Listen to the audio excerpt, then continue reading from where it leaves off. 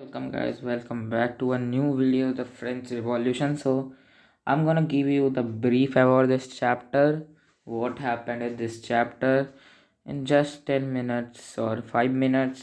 This is a part 1, second part will also come. So let's start from the beginning. What happened? क्या हुआ? ठीक है. So 14 जुलाई 14 जुलाई को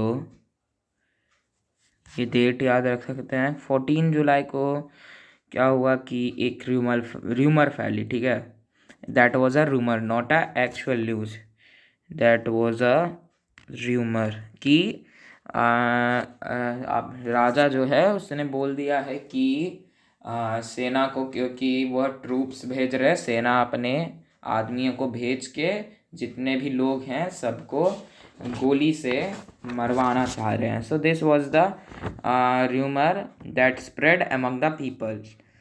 तो यह रूमर फैली, इसलिए इसी रूमर के कारण कई लोगों ने रिवॉल्यूशन करना स्टार्ट कर दिया.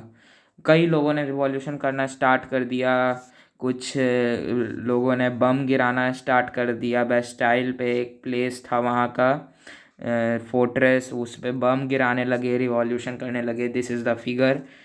एंड बहुत ज़्यादा लोग आ गए गुस्से में कि वह कैसे ओपन फायर डिसीज़न ले सकते हैं. एंड बहुत लोगों ने यह किया, रिवॉल्यूशन करके बेस्टाइल को उड़ा दिया. कुछ लोग उसी दूसरी तरफ बेस्टाइल के जो जितने भी पार्ट्स थे टूटे हुए उसको घर पे ले जाके एक निशानी के तौर पे रख रहे थे. एंड उसी तरफ कुछ लोग ब्रेड के बढ़ते प्राइस पे रिवॉल्यूशन कर रहे थे. ठीक है. So this was all the thing which was introduced in first page. Now let's talk about French Revolution during the late 18th century. So what happened in French society during the late 18th century? इसका मतलब है कि 18th century में French society कैसी थी. सो 18th century में French society को तीन स्टेट में बांटा गया था. ओके. सोसाइटी की अगर बात करें तो सोसाइटी को 3 स्टेट में बांटा गया था. So first one was clergy, second one was nobles, and third one was commoners. So clergy में वो लोग आते थे जो मतलब कि जो प्रीस्ट रहते थे, फादर रहते थे चर्च के, वो लोग कलर्जी में काउंट होते थे. और इनके पास बहुत ज़्यादा प्रिविलेज इनको बर्थ से ही दिया जाता था. इन पे बहुत अच्छा प्रिविलेज था.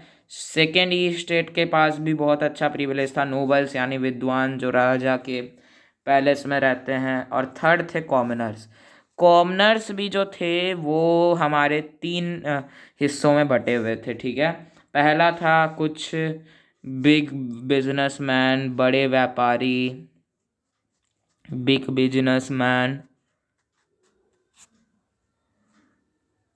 एंड सेकेंड था पीजेंट्स यानी किसान. पीजेंट्स. एंड थर्ड वन पे था कुछ small labours and landless labours. तो ये सोसाइटी जो थी यह रेसिज्म था.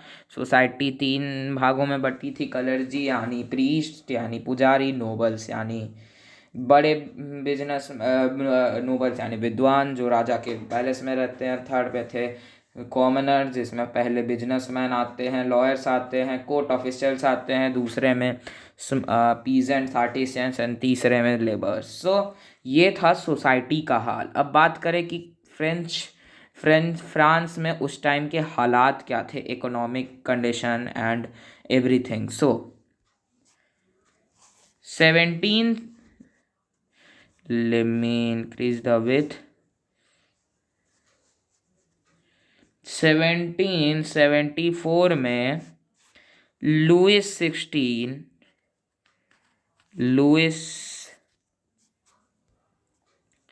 लुइस 16 को वहाँ का राजा बनाया गया था। एंड इसकी जो थ्रोन पे यह जब आया था तो इसकी एज मात्र 20 ईयर्स थी। बहुत यंग होने के कारण यह इस पे ज़्यादा उतने नॉलेजेस थे नहीं। एंड इसकी शादी जो है वो ऑस्ट्रिया की प्रिंसेस मैरी एंटोनी से हुई थी। मैरी एंटोनी, ठीक है। और साथ ही उसके जो सारे ट्रेजरी थी वह एम्प्टी थी। अब ट्रेजरी एम्प्टी होने का रीज़न क्या हो सकता है, ठीक है। तो पहला रीज़न ये था कि जब फ्रांस में लुइस 16 राजा बना था तो उस टाइम जो था उसे बहुत ज़्यादा ही लग्जरी शौक था, जिसकी वजह से वो पैसे बहुत बर्बाद करता था, ठीक है। First reason. सेकेंड रीज़न ये है कि जब वह राजा बना था तो ट्रेजरी एम्प्टी थी, क्योंकि फ्रांस ने अमेरिका के 13 कॉलोनीज़ को इंडिपेंडेंट गेन करने में हेल्प किया था, ठीक है। यह एक रीज़न था। थर्ड यह था कि उसी की वजह से फ्रांस पे बिलियन ऑफ लेवर्स एक ऐसे यूनिट को कहते हैं जो फ्रांस में उस टाइम यूज़ होती थी एज अ करेंसी। सो उसी के कारण इतना ज़्यादा डेप्ट होने के कारण ट्रेजरी एम्प्टी थी, ठीक है, और फ्रांस के पास पैसे नहीं थे। अब देखो एक बीच में देखो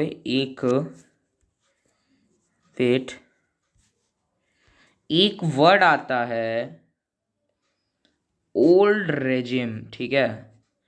सो ओल्ड रेजिम क्या है, ठीक है। ओल्ड रेजिम एक वर्ड है, एक टर्म है जो हमें 1778 से पहले फ्रांस की सोसाइटी को डिफाइन करता है। सोसाइटी एंड इंस्टीट्यूशन को 1778 के पहले सोसाइटी एंड इंस्टीट्यूशन को यह टर्म डिफाइन करता है। So we can write is old regime is a term which define the society before an institution before 1778 in France, ठीक है। अब बात करते हैं क्या हाल थे तीनों ई स्टेट्स के जो मैंने बताया। तो फर्स्ट ई स्टेट तो अपने मज़े में थी एकदम, फर्स्ट ई स्टेट मज़े में थी। सेकेंड ई स्टेट का भी वही हाल था। थर्ड वाले लेकिन बहुत दिक्कत में थे, खासकर कौन, फार्मर। अब इसमें दिक्कत क्या बात है, ठीक है। सो क्या था कि थर्ड ई स्टेट को ही टैक्स पे करना पड़ता था उस टाइम। थर्ड ई स्टेट ही टैक्सेस पे करती थी, और टैक्सेस भी दो टाइप के थे। पहला था तिथ, दूसरा था टेल। देखो तिथ तो सब देते थे कॉमनर्स में, ठीक है, लेकिन फार्मर्स और पीजेंट्स को टेल भी देना पड़ता था, ठीक है। क्यों देना पड़ता था, पहले दोनों टैक्सेस के मतलब बताता हूँ, ठीक है। तिथ तिथ जो था ये एक इनडायरेक्ट टैक्स था। इनडायरेक्ट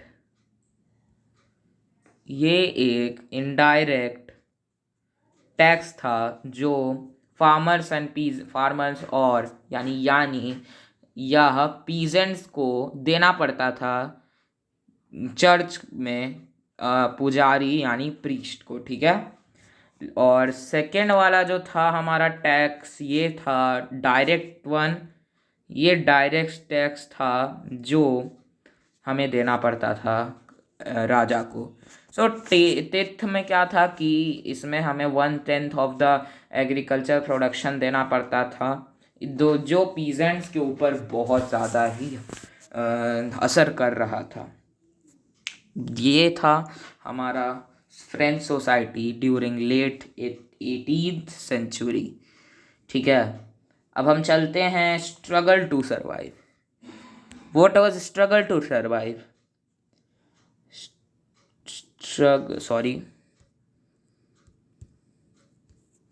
क्या है आखिर स्ट्रगल टू सर्वाइव? सो क्या था कि 1715 से 1789 में जो थी फ्रेंच की पॉपुलेशन, उसमें 1 मिलियन से इंक्रीज हुआ था, यानी ग्रोथ यानी बढ़ोतरी हुई थी। मतलब इन इन ईयर्स में 10 लाख लोग बढ़ गए थे। अब देखो ये क्या होता है कि ये तो जेन्युइन और बहुत लॉजिकल बात है कि अगर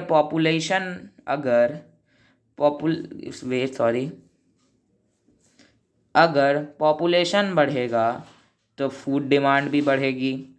लेकिन क्या था कि फ्रांस के पास उतना भी रिसोर्स नहीं आया था कि वो सबकी फूड की व्यवस्था को पूरी कर पाए। So what they did, actually they did nothing, people were just struggling to survive. That's why the topic name struggle to survive.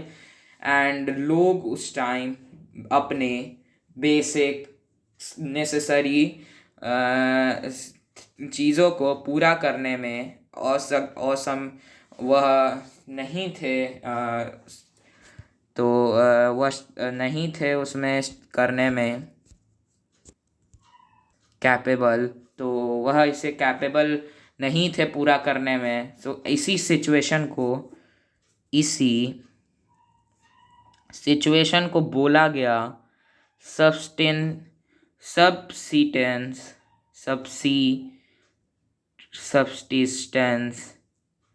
Subsistence crisis. इसी सिचुएशन को बोला गया subsistence crisis. Sorry for the pronunciation. इसका अगर हम बात पूछने आएगा तो इसका एक्चुअल टर्म लिखेंगे अब extreme situation when the people were not able to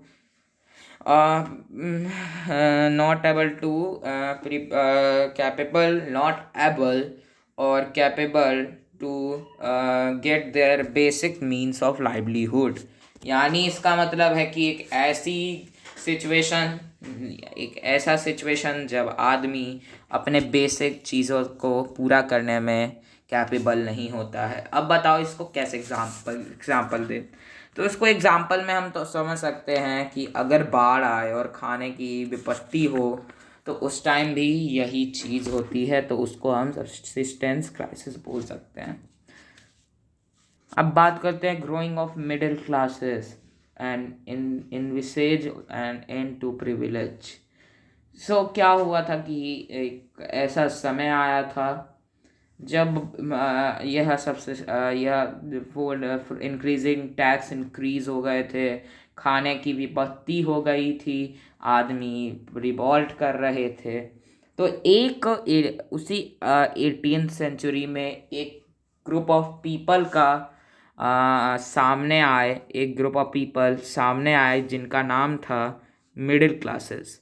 तो मिडिल क्लासेस पीपल वह आदमी थे जो अपने वेल्थ को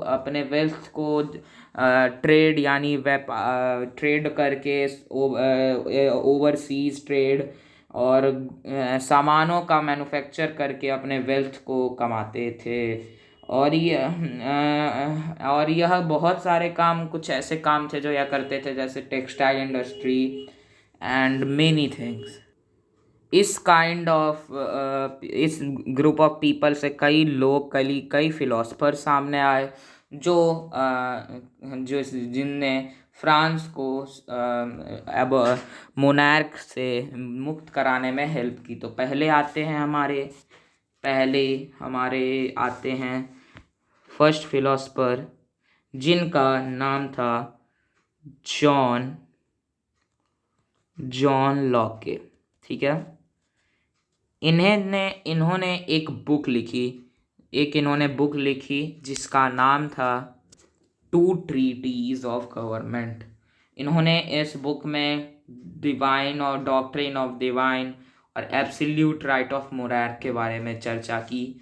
डॉक्ट्रिन ऑफ डिवाइन का मतलब जो रेसिज्म था सोसाइटी में, स्टेट्स और मोनार्क के पावर की बात की। सो हमारे सेकंड जो फिलोसफर आते हैं उनका नाम है मॉन्टेस्क्यू।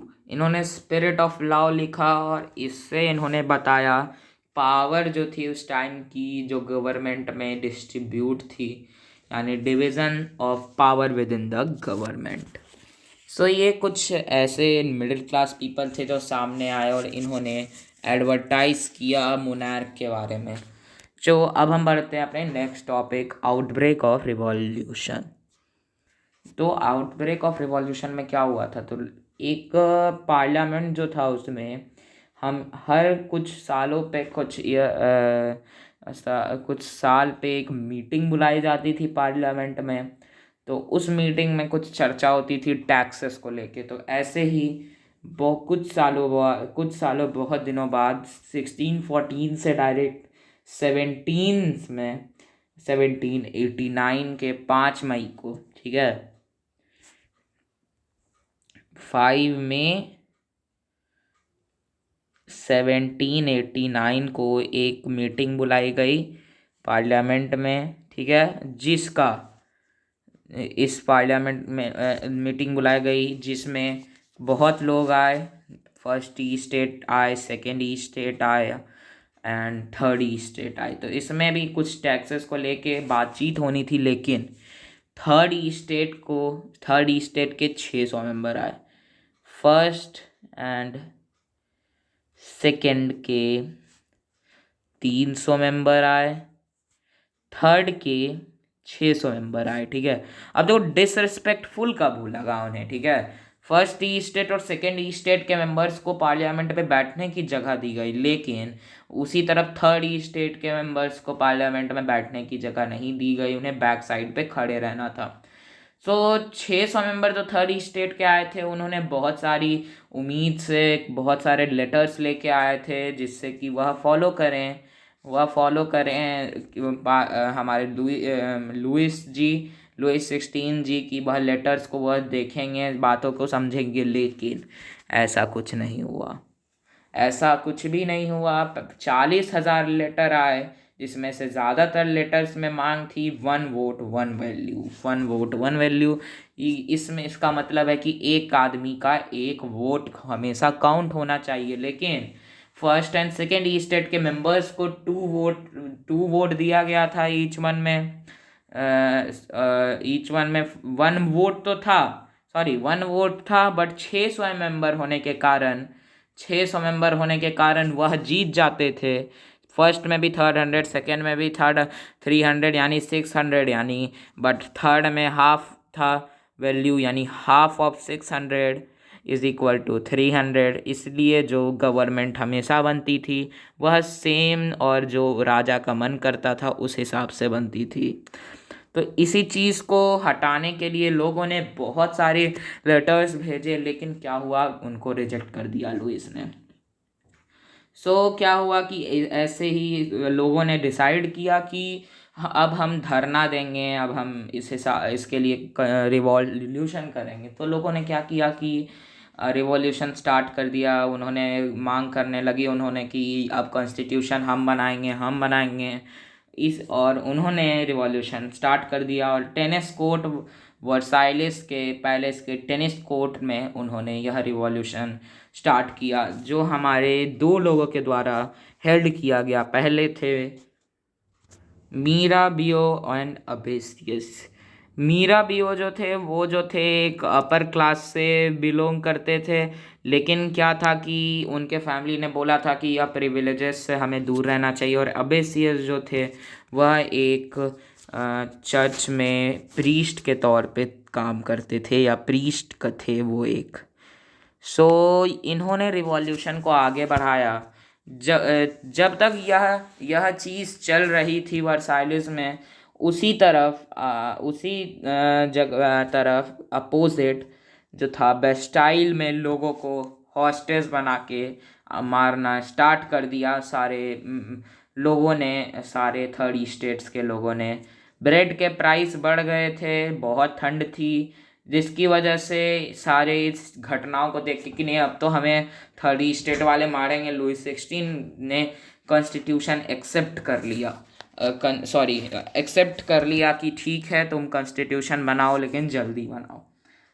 ऐसे ही अब फ्रांस बन चुका था कॉन्स्टिट्यूशनल मोनार्की, यानी मोनार्क भी है लेकिन कॉन्स्टिट्यूशनल वे में है। तो अब फ्यूडल सिस्टम आ चुका था, ठीक है। अब फ्यूडल सिस्टम सोसाइटी में आ चुका था। फ्यूडल सिस्टम एक ऐसा सिस्टम होता है जिसमें बहुत सारे पावर्स डिवाइडेड होते हैं। तो ये एकदम हमारे अभी के सिस्टम के जैसा था, लेकिन इसमें कुछ गलत चीज़ें थी। जैसे पहले था दो टाइप के लोगों में बंटवारा, passive active citizen, active citizen, ठीक है। एक्टिव सिटीजन मैं बताता इसके बारे में आगे, और पैसिव सिटीजन, ठीक है। एक्टिव सिटीजन्स में वो लोग थे जो 25 ईयर्स से ऊपर के थे और आदमी मेन होने चाहिए, पुरुष होने चाहिए, और उनका जो वेज हो उनका टैक्स करने का जो वेज हो वो टैक्स 3 दिन के एक लेबर के वेज से इक्वल होना चाहिए, ठीक है। तो वही लोग एक्टिव सिटीजन्स में काउंट होते थे। पैसिव सिटीजन्स में आ गए women, men, a woman, men who are not able to do these things, and all the children and old people. So this was the feudal system of the France. Now we come to topic France abolishes monarchy and become a republic. तो इसमें हमें बताया गया है दो चीज़ के बारे में।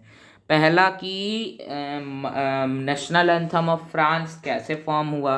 तो क्या था कि national anthem of France form होने के पीछे कुछ रीज़न था, नहीं, कुछ आदमियों ने रिवॉल्ट किया। रिवॉल्ट किया किस लिए, क्यों रिवॉल्ट किया, इसका रीज़न, ठीक है। तो क्या था कि सिचुएशन जब ऐसी हो गई थी तो फ्रांस के जो राजा थे लुइस 16, उन्होंने प्रूसिया के राजा के साथ इंटरनली कुछ बातचीत करके कुछ हेल्प मांगने की कोशिश की कि वह उनका वो वाला मोनार्क वाला राज वापस आ जाए। तो यह चीज़ की जैसे ही लोगों को खबर हुई, लोगों ने रिवॉल्यूशन स्टार्ट कर दिया। और एक बार रिवॉल्यूशन में क्या हुआ कि मर्साइलीज, ठीक है, मर्सेलीज, ये मैप में भी है, तो मैप वाली चीज़ें भी मैं करा दूंगा। मैप में कुछ क्या क्या इंपॉर्टेंट, क्योंकि पूरा फ्रांस मैप याद करना बहुत हार्ड है, तो वो मैं बता दूंगा कि क्या क्या इंपॉर्टेंट। तो मर्सिलीज में से कुछ लोगों ने रिवॉल्ट करना स्टार्ट किया, और रिवॉल्ट करते करते उन्होंने एक एंथम गाया जिसका नाम पड़ा मर्सिलीज। और मर्सिलीज से क्योंकि वो रिवॉल्ट किए थे इसलिए उसका नाम पड़ा मर्सिलीज। और इसे रॉगेट दी एल इसले ने बनाया था, ठीक है। रॉगेट जो बोलो, दी एल इसले। अब क्या हुआ दूसरी तरफ कि एक इसी के लिए कुछ क्लब्स फॉर्म हुए, जिसमें पहला क्लब था कॉन्वेंट संत जैकोबिन क्लब, ठीक है। ये क्लब फॉर्म हुए, एंड इसमें क्या था ना कि ये फॉर्म बहुत वोमेन ने भी इस क्लब फॉर्म करने में पार्ट लिया, ठीक है। इन संत जैकोबिन क्लब्स के जो फाउंडर थे, पहले उनके बारे में हम जानते हैं। तो संत जैकोबिन क्लब के फाउंडर थे रॉबर्स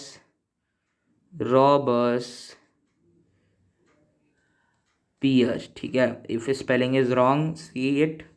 सो रॉबर्ट पियर जो थे वो एक सेंट जैकोबिन क्लब, और रॉबर्ट पियर जो थे वो ज़्यादा कोई हाई कास्ट के लोग थे नहीं, वो बहुत मीडियम लो कास्ट के लोग थे उसमें। उन्होंने क्या किया कि उन्होंने एक पर्टिकुलर ड्रेस जो थी उसे उन्होंने पहनना स्टार्ट किया था, जिसमें था लॉन्ग ट्राउजर्स, सिंपल शर्ट्स। तो ये उन्होंने इसलिए पहनना स्टार्ट किया क्योंकि वो दिखाना चाहते थे कि वह बहुत सिंपल तरह के लोग हैं, बहुत सिंपल लोग हैं वो। बेसिकली ये ड्रेस जो है सिंप्लिसिटीज को स्प्रेड करने में हेल्प किया, ठीक है। तो उन्होंने रिवॉल्ट किया और आखिरकार उन्होंने रिवॉल्ट कर करके राजा को जो है वो फांसी पे चढ़ा दिए वो लोग मिलके। अब एक नया नया रिवॉल्ट नया राजा और एक नया रूल आ चुका था, जिसके जो राजा बने वो थे इसके फाउंडर। अब फाउंडर बताओ कौन थे, ठीक है। तो अब जब राजा बन गए तो उन्होंने राजा बने, ठीक है। तो रेन ऑफ टेरर एक फिर टॉपिक आ गया इसी के बाद, रेन ऑफ टेरर। तो रेन ऑफ टेरर बेसिकली कुछ था नहीं, ये था कि ये एक टाइम सिचुएशन को इंडिकेट करता था। 1793 से 1794 के सिचुएशन को इंडिकेट करता था। तो 1793 से 1794 में जब मैक्सिमिलियन रॉबर्ट्सपियर राजा बने तो उन्होंने बहुत कड़े रूल लगा दिए, जैसे कि उन्होंने सारे लोगों को मारना स्टार्ट कर दिया जो उनके सपोर्ट में नहीं थे, जो उन्हें फॉलो नहीं करते थे। Basically first and second E state जो उनके इवन तक कि मीडियाज़ बैन कर दिया, उन मीडियाज़ न्यूज़पेपर उनके अगेंस्ट वाले बैन कर दिए। और उन्होंने जितने भी गुड्स आइटम को फार्मर्स को बोला कि वो एक फिक्स्ड प्राइस में सेल करें, और अगर वह यह चीज़ नहीं फॉलो करते थे तो उन्हें एक डिवाइस गुलिटन, ठीक है, इसको हम बोलते हैं गुइलोटिन, जो डॉक्टर गुइलोटिन ने इन्वेंट किया था इसलिए उनके नाम पे पड़ा है। इसमें क्या था, ये ब्लेड होती थी दोनों तरफ, यहाँ पे आदमी का सर रखा जाता था और मार दिया जाता था। ये एक डिवाइस था, ठीक है। तो इनसे उनको मार दिया जाता था। इसीलिए क्या हुआ कि बढ़ते बढ़ते देखते ही देखते आदमियों को लगा कि नहीं, रॉबर्ट्सपियर जो है वो गलत कर रहे हैं, तो इसीलिए उनको फांसी पे चढ़ा दिया गया रॉबर्ट्सपियर को। अब आ चुका था डायरेक्टरी रूल। क्या आ चुका था? Directory rule in France. So अब डायरेक्टरी रूल आ चुका था, ठीक है। डायरेक्टरी रूल एक ऐसा रूल था जिसमें कुछ 12 लोगों के काउंसिल ने फ्रांस पे राज करना स्टार्ट कर दिया, ठीक है। नया कॉन्स्टिट्यूशन बना, new constitution and many thing new, ठीक है। अब क्या था कि उनका मानना यही था कि एक सर्टेन कंट्री को किसी एक आदमी के हैंड में देना गलत है, इसलिए उन्होंने 12 लोग यानी 12 काउंसिल ऑफ न्यू मेंबर्स को बैठाया। अब वही जो थे फ्रांस पे रूल करते थे, जिससे कि मोनार्क वाला झंझट अब ख़त्म हो चुका था। सो यही था हमारा डायरेक्टरी रूल ऑफ फ्रांस, ठीक है। अब क्योंकि तो क्राउन पे तो कोई था नहीं, तो इससे क्या हुआ मैं आगे बताऊंगा, ठीक है। तो अब क्या था कि वुमेन रिवॉल्यूशन में थी। क्या वुमेन ने रिवॉल्यूशन में पार्ट लिया? तो जी हाँ, वुमेन्स ने भी रिवॉल्यूशन में बढ़ चढ़ के पार्ट लिया, ठीक है। तो अब बताता हूँ how they took part in revolution. About 60 womens ने क्लब्स ने पार्ट लिया, 60। और उसमें से सबसे जो फेमस 2 क्लब्स थे वो थे society of revolutionary and Republic of women, ठीक है। ये कुछ 2 क्लब थे जो रिवॉल्यूशन में इन्होंने अच्छा भागीदारी निभाई, अच्छा पार्ट किया। तो अब क्या था कि वोमेन का जो था ये अब उसी टाइम से इन्होंने क्यों रिवॉल्यूशन करा, तो पहले तो इनकी मांग थी कि हमें भी वोट करने का अधिकार मिल पाए। तो रिवॉल्यूशन कर करके आखिरकार 1946, अगर याद रखना है तो हमारे देश के इंडिपेंडेंस से पहले 1946 को उन्हें आखिरकार वोट देने का अधिकार मिल गया रिवॉल्यूशन कर करके, ठीक है। अब आते हैं abolition of slavery, very dark topic I guess, but let's talk about this. तो क्या था ये, चलो ठीक है, मैं एक बारी एग्जांपल लेके दिखाता हूँ। तो ये है आपका, मान लो यूरोप, ये है यूरोप, ये है अफ्रीका, ये है अमेरिका, ठीक है। तो ये यूरोप मान लो, इसको यूरोप मान के चलते हैं। यूरोप,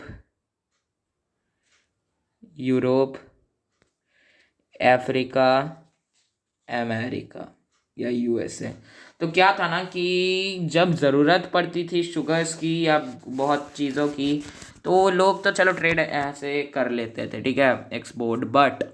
बट क्या था कि लोगों को ज़रूरत पड़ी, ठीक है, कि हमें अब कुछ लोग चाहिए, हमें वर्कर्स चाहिए जो हमारे फार्मिंग में टूल्स में हेल्प कर पाए। तो आया हमारा स्लेवरी। इसमें क्या होता था कि फ्रांस के बोर्डेक्स, मैं आपको मैप भी बता दूंगा, बोर्डेक्स से एक शिप चलती थी, शिप जो चलती थी, एक शिप चलती थी जो हमारे बोर्डेक्स से, जो हमारे फ्रांस की कोस्टल एरिया में आती है, वो चलती थी और अफ्रीका में जाती थी। अफ्रीका में लोग जो थे वह लोग उस शिप पे पैक होते थे, जैसे आदमियों को सामान पैक करते वैसे भी उनको पैक किया जाता था और उनको अमेरिका भेजा जाता था। और उस वैसे ही ये साइकिल रिपीट होता था, इसलिए हम इसको ट्रायंगुलर स्लेवरी भी बोल सकते हैं। तो बेसिकली आदमी यहाँ से जाते थे, पहले शिप जाता था, यहाँ से आदमी उठाए जाते थे पैक करके, ब्लैक पीपल्स, अफ्रीकन पीपल्स, फिर उन्हें अमेरिका भेजा जाता था, फिर यहाँ से बॉर्डेक्स जाते थे वो। तो इसी चीज़ को हम नाम दिया गया स्लेवरी, एंड इसे जल्द ही स्टॉप करने का ऐलान भी किया गया। अब आते हैं हमारे लास्ट टॉपिक पे, जो है हमारा नेपोलियन का राइज कैसे हुआ, ठीक है। बहुत इंपॉर्टेंट टॉपिक है नेपोलियन। तो मैंने आपको बताया था कि डायरेक्टरी रूल में एक चीज़ होगी आगे जो मैं आपके सामने डिस्कस करूँगा। डायरेक्टरी रूल में क्या हुआ कि first of all, as we know, कोई किंग नहीं था उस टाइम, किंग था नहीं कोई, किंग तो कोई था नहीं, 12 लोगों की काउंसिल थी, बस वही काम करती थी।